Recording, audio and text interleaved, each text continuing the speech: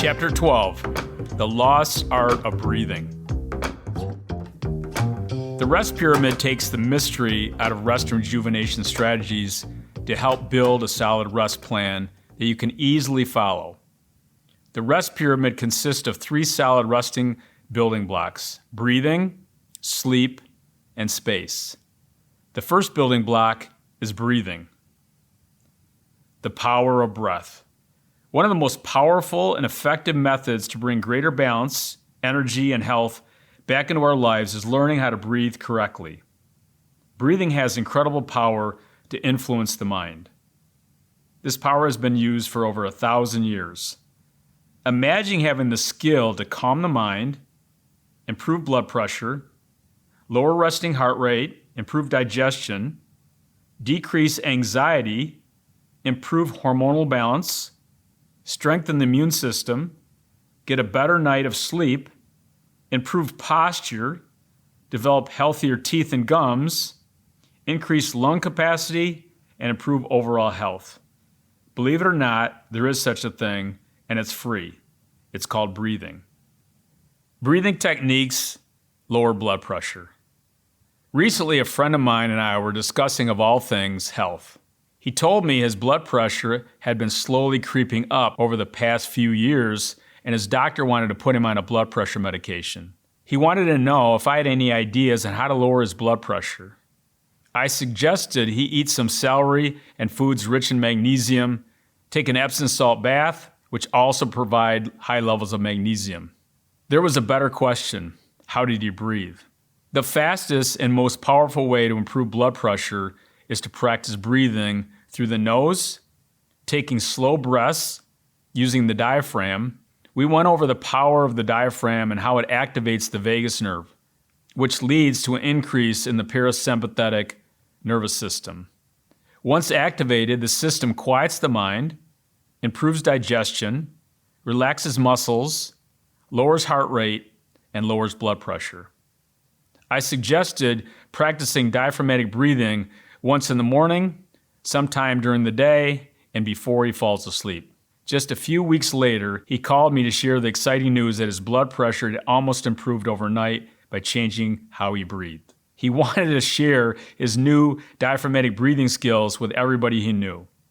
One of our greatest gifts is sharing simple but important information with others. Breathing is more than just a biomechanical or physical act to move air in to feed hungry cells and move air out to remove waste. How we breathe influences every internal organ in the body by telling them to turn on and off. These organs affect our heart rate, blood pressure, digestion, mood, attitude, hormones, and so much more. How we breathe influences everything that goes on in the mind and the body. Unfortunately, we have become a society of unhealthy breathers. We breathe too much through the mouth, we breathe too much with the chest, and we breathe too fast. All these ways of breathing lead to an array of physical and emotional health problems. How we breathe is vital to health and is a skill we can all learn. How we breathe matters. Breathe through the nose.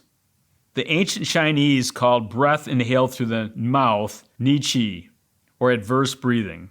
We all experience breathing through the mouth when talking, eating, drinking, climbing a few flights of stairs, working out, or when we have a cold or a stuffed up nose. Habitual mouth breathing is extremely unhealthy and may lead to an array of health problems ranging from high anxiety levels, snoring, sleep apnea, broken sleep, high blood pressure, heart disease, asthma, dehydration, poor memory, bad breath, periodontal disease, and an increased inflammation in many adults. In children, it may also be linked to ADHD, allergies, asthma, crooked teeth, and bedwetting. Have you looked around your local pharmacy or grocery store recently and seen the explosion of nasal sprays and decongestants? Why is breathing through the nose or nasal breathing so important to your overall health and well-being? It is our most intimate connection to our surroundings. Smell is life's oldest sense. This incredible organ, our nose, has over 400 scent receptors and can identify over 1 trillion smells, from freshly brewed coffee in the morning to the smell of spring rain or a bouquet of flowers. Women have greater sense of smell than most men. But don't lose hope, fellas. We can improve our smeller with use. The nose can also detect fear, rotten food, bad breath, body odor, and so much more. The nose is a work of art. The nose also plays many intricate roles in our overall health, acting as a gatekeeper to the body by filtering out harmful bacteria before it enters the body. The nose also warms and moistens air before it reaches the lungs, improving gas exchange, along with keeping the lungs and other parts of the respiratory system from drying out. Breathing through the nose stimulates our limbic system, the system that controls emotions, memory, and arousal. Nasal breathing puts less stress on the heart and lungs, improves digestion, balances hormones, strengthens the immune system, and helps quiet the mind and relax the body for a better night of sleep. Breathing through the nose is essential for feeling and being our best. For most of my life, I thought the nasal passages were just two exhaust pipes helping air to flow in and out of the body. The fact is, our nasal passages act as a switchboard to the autonomic nervous system. Inhaling through the right nostril controls the sympathetic nervous system. When activated, this gas pedal to the fight or flight response speeds up circulation, raises blood pressure and heart rate, releases cortisol, and increases body temperature. Inhaling through the left nostril controls the parasympathetic nervous system. This system acts as a brake and activates the rest and digest response, which has the opposite effect of the body by lowering blood pressure, heart rate, body temperature, and anxiety. It is important to be aware of how much of the day and night we breathe through the nose. To increase nasal breathing, focusing on doing this for a few minutes and gradually build up more time. If you're going for a walk or doing some light exercise, try to breathe only through your nose. Continue building up the amount of time you breathe through the nose. With time and practice, I am now able to breathe only through my nose even during my workouts. Remember, the nose is like a muscle and needs to be exercised. Keeping the nose constantly in use trains the tissues inside the nasal cavity and throat to stay open. This helps those who snore or have asthma or sleep apnea. The more we use the nose, the stronger it will become, and so will our health. Breathing through the nose is a skill we can all learn as one of the great secrets of longevity. Today is the day to stop mouth breathing and begin to breathe through the nose all day and all night. Diaphragmatic breathing. One of the most powerful and effective ways to bring more balanced rest and rejuvenation and health back into our life is to learn how to breathe using the diaphragm. There are basically two types of breathing: chest breathing and diaphragmatic or belly breathing. As babies, we are all belly breathers. But as we age, many people slowly become chest breathers. When was the last time you tried to blow up a balloon or blow out candles on a birthday cake? Was it easy or was it difficult? Imagine having the strength in your lungs, your diaphragm, and core muscles to blow up a hot water bottle. Really? A hot water bottle? In the early 1970s, Franco Columbu, the Sardinian strongman and two-time Mr. Olympia, stood 5 feet 5, weighed 185 pounds, and was known as one of the strongest bodybuilders of all time. He blew up a hot water bottle until it popped in only 55 seconds. How did he do it? It was the power of the diaphragm that gave him the force to deliver this amazing feat of strength. The diaphragm is the dome-shaped muscle located at the base of the lungs and is one of the most important muscles in the human body. Abdominal muscles help move the diaphragm, which provides the power to empty our lungs. Diaphragmatic breathing decreases the workload on the heart and lungs by over 50%. It also balances the autonomic nervous system, lowering heart rate and blood pressure, relaxes the mind, lowers inflammation, helps keep pH in balance, and improves digestion, memory, and sleep.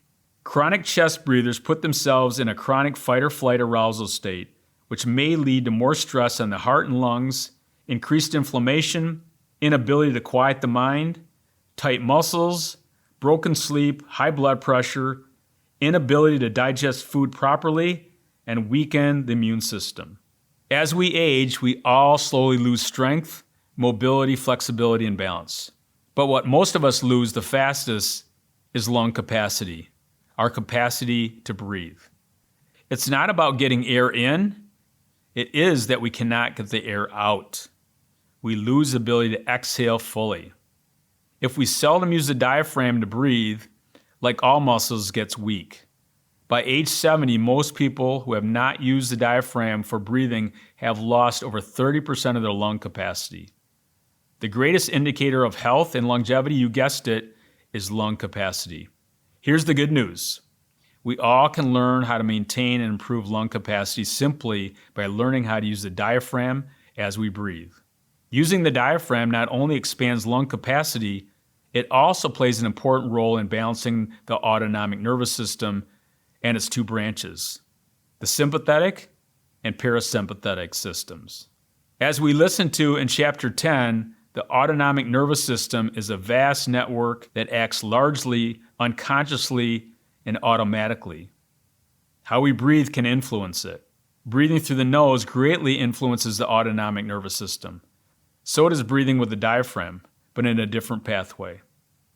The human body has a power switch that can influence the autonomic nervous system. This power switch is called the vagus nerve. This seems almost magical due to its ability to calm the mind and relax the body, especially in times of stress. The vagus nerve, the largest cranial nerve in the human body, attaches to the base of the diaphragm and travels up into the brain, signaling the parasympathetic nervous system to turn on. When the parasympathetic nervous system is turned on, it also turns off the sympathetic nervous system, giving the mind and body a nice relaxation break. Isn't the human body truly amazing? Whenever we take a slow breath using the diaphragm, the vagus nerve is stimulated. Our heart rate slows down, blood pressure drops, digestion improves, energy increases, brain waves slow down, and emotions become balanced. The only time chest breathing is useful is during exercise. The rest of the time should be spent breathing with the diaphragm. Is it possible to learn how to become a diaphragmatic breather? Absolutely. At the end of this chapter, there are several diaphragmatic breathing exercises. Diaphragmatic breathing is extremely therapeutic for the mind and the body. With regular practice, it can become your standard way of breathing. Slow breathing. We have become a society of overbreathers, averaging up to 18 breaths per minute, equating to over 25,000 breaths per day. That is a lot of inhalations and exhalations each day. Overbreathing puts an enormous amount of physical stress on the entire body, especially the heart and lungs.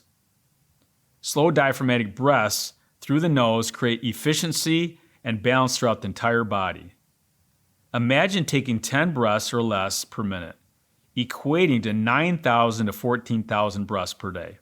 Would this change affect your health, energy, and your mind? I think your mind and body will love the new you. When breathing at a normal rate, our lungs can absorb about a quarter of the available oxygen we breathe from the outside air. The majority of that oxygen is exhaled right back out. By taking longer, slower breaths, we allow the lungs to soak up more oxygen and fewer breaths. When we slow down our breathing, we train the lungs to be more efficient. Fewer breaths actually increases oxygen due to greater absorption. Learning how to slow down the breath is easy to learn and just takes some regular practice. Practice, practice, practice. Facing a colonoscopy with calm. Recently, I went to get my third colonoscopy. I highly recommend everybody over the age of 50 get this easy diagnostic exam every 5 to 8 years. It can save your life. Anyway, back to my exam. As I lay on the table getting ready for my exam, I was hooked up to a monitor to check my resting heart rate and blood pressure. The nurse came in and asked if it was normal for me to have such a low resting heart rate. My resting heart rate was fluctuating between 46 and 48 beats per minute, and I told her that was normal for me. As I waited to be taken in for the procedure, I closed my eyes, breathed only through the nose, and began taking slow, rhythmic, diaphragmatic breaths with the intention of calming my mind and my body. When the nurse came back in, my resting heart rate was hovering between 39 and 40 beats per minute. She asked, what had I been doing to get my heart rate so low? I explained that I had been working on my breathing, taking slow, rhythmic, diaphragmatic breaths. I think the nurse wondered how this guy lowered his resting heart rate and blood pressure just prior to getting a colonoscopy. Holding the breath and overbreathing. Breathing is an autonomic function we can consciously control. While we cannot simply decide to slow or speed up our heart rate, lower blood pressure, or improve digestion, we can choose how and when we breathe. We've all tried to consciously hold our breath at some time in our life, whether it was learning how to swim or plugging your nose to see who could hold their breath underwater the longest. Overbreathing to hold my breath longer. When my kids were young, we had a pool in our backyard. We often challenged each other to see who could swim the farthest underwater. I would stand at one end of the pool, rapidly overbreathe, I was hyperventilating, for 30 to 60 seconds. Then I would hold my breath and dive underwater. My goal is to swim underwater for at least 4 lengths of the pool. On a rare occasion, I reached 5 and sometimes 6. Now that I think about it, our pool was not very big. My kids were always amazed at how long their dad could hold his breath. I am not recommending hyperventilating and then holding your breath to swim longer underwater, but if you ever get in a life and death situation, this technique may save your life. Most people can hold their breath comfortably for 1 to 2 minutes. Holding our breath gives our cells more time to absorb oxygen and produce carbon dioxide, creating a training effect for the lungs. It also strengthens the diaphragm and increases lung capacity. Intentional fast and heavy breathing, or what we call overbreathing, is a more advanced form of breathing that takes time to learn and develop. Here's a quick look into what takes place during intentional overbreathing. Under normal circumstances, we maintain a breathing pattern that allows sufficient diffusion of oxygen into the blood and carbon dioxide out of the blood. When exercise or moving our body more intensely, our rate of breathing increases because our cells consume more oxygen and produce more carbon dioxide. When breathing matches the increased demand by the body, it's called hyperpnea. In overbreathing or hyperventilation, a person moves more in and out of the lungs than is needed. The major effect of hyperventilation is decreased concentration of carbon dioxide in the blood. The imbalance of oxygen and carbon dioxide informs our nervous system to increase or decrease the rate and depth of our breathing. Breathing also affects our pH levels. When carbon dioxide concentration levels in the blood become too high, our blood becomes more acid than normal. This signals the nervous system to increase the rate and depth of breathing. When carbon dioxide is too low, our blood becomes more alkaline than normal, signaling a decrease in the rate and depth of breathing. This is why hyperventilation prior to holding your breath results in being able to hold our breath longer. Breathing slowly stimulates the vagus nerve. This moves us into a parasympathetic state and provides a chill pill for the mind and body. Breathing fast and heavy, overbreathing, flips the vagal response in the other direction, pushing us into a sympathetic or stress state. The ability to control the autonomic nervous system can help calm the mind and relax the body. It may also train the body to handle extremes of hot and cold, to speed up metabolism, or to possibly get out of a funk. It creates a powerful reset when the body is out of balance. Intentional overbreathing may be beneficial in more advanced breath work. How we breathe has the power to affect every cell in the human body. Here's a few questions for you. Do you breathe through your mouth or through your nose? Do you breathe from your chest or your diaphragm? How many breaths do you take per minute? Do you hold your breath during the day or night? Do you snore or have sleep apnea? Have you ever been trained on the art of breathing? Breath work. Now is the time to put our knowledge of how we breathe into practice. Here are a few steps to begin intentional breath work. This is a skill that takes regular practice. Taking just a few minutes each day can change your life.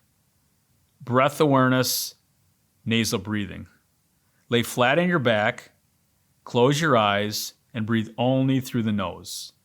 Relax and count the number of breaths you take in a 1-minute inhalation and exhalation. This gives you a beginning baseline and an awareness of how fast you are breathing. How many breaths did you take in that 1 minute? How long can you hold your breath? Diaphragmatic breathing. Here are a few easy tips to follow to become a regular diaphragmatic breather. Lie on a flat surface, a foam roller, or in your bed with your legs straight out, or if more comfortable for your lower back, bend your knees. If your knees are bent, place a pillow under them. Put one hand on your belly and the other hand on your chest. Close your eyes and your mouth. Breathe in slowly through your nose so that your belly moves up against your hand, as if you were blowing up a balloon. Your chest should not move. As you take a breath, your belly expands or rises. As you exhale, your belly comes back down. Feel the coolness of the breath through the nose. This is called breath awareness. By focusing on your breath, your mind will become clear and your body will relax. Practice this exercise daily for 1 to 5 minutes. If you want to practice diaphragmatic breathing while standing or sitting, follow the same principles along with maintaining good posture. Slow breathing. Assess how many breaths you currently take per minute. Lay on your back, close your eyes, and count how many breaths you take in a minute. Full inhalation, full exhalation equals 1 breath. What is that number? Go with the flow. Lay on your back, close your eyes, breathe only through your nose. Put one hand on your belly and just breathe. Feel the slight coolness during the inhalation and a touch of warmth during the exhalation. No counting, no holding, no stress, just breathe. Now begin to experiment with your breath work. There are many different breathing techniques. Here are a few of my favorites. Start with a 3-second inhalation and a 3-second exhalation. Repeat this sequence for 1 to 2 minutes. This will get you to 10 breaths or less per minute. This is a great place to start. 4x4. Inhale for 4 seconds. Exhale for 4 seconds. Repeat for 2 to 5 minutes. This will give you about 7.5 breaths per minute. Simple micro breathing breaks calm the mind and relax the body. 5x5. Inhale for 5 seconds.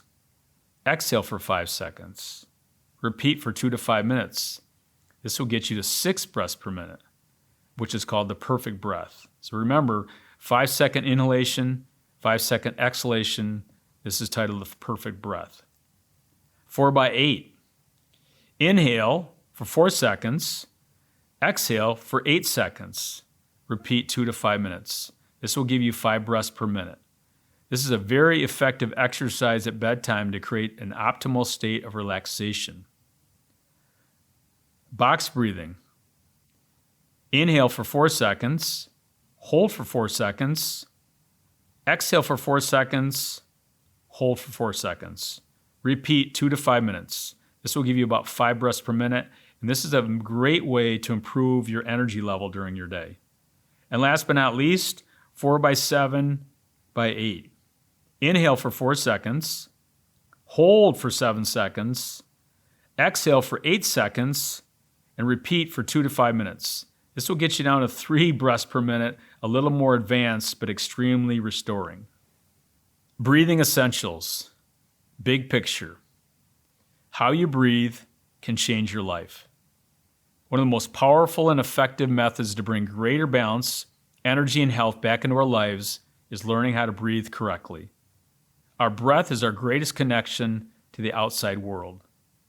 Learning how to breathe correctly can calm the mind, improve blood pressure, lower resting heart rate, improve digestion, decrease anxiety, improve hormonal balance, strengthen the immune system, get a better night of sleep, improve posture, develop healthier teeth and gums, increase lung capacity, and improve overall health. Ask yourself, are you breathing through your mouth or are you breathing through your nose? Are you breathing using your chest or diaphragm? How many breaths per minute do you take? Is your breathing rhythmic or are you holding your breath unintentionally? Do you snore or hold your breath while you sleep? Small steps. Breathe through your nose 24/7. Intentionally use your diaphragm to breathe. Slow down your breath.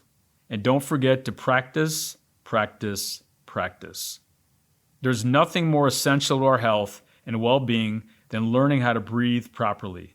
Here's to a life of nasal, diaphragmatic, and slow breaths.